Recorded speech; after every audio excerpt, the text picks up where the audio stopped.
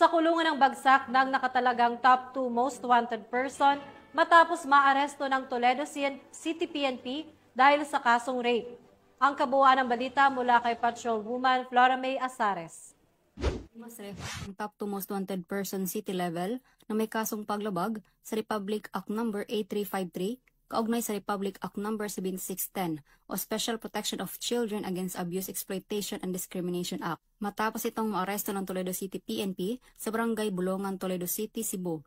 Noong ika-24 ng Oktubre ng taong kasalukuyan, kinilala ni Police Lieutenant Rolando H. Baracchio, Chief of Police ng Toledo City Police Station, Cebu Police Provincial Office, ang wanted na suspect na si alias Jevito, 29 anyos, na residente ng naturang lugar.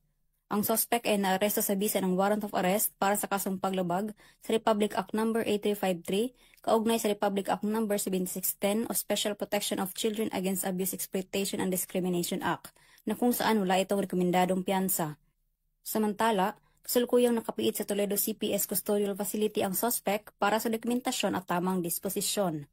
Ang kapulisan ng Toledo City ay walang tigil sa pagsasagawa at pagpapaigting ng kampanya laban sa namang uri ng kriminalidad upang masiguro ang kaayusan ng kanilang nasasakupan dahil sa bagong Pilipinas ang gusto ng pulis, ligtas ka.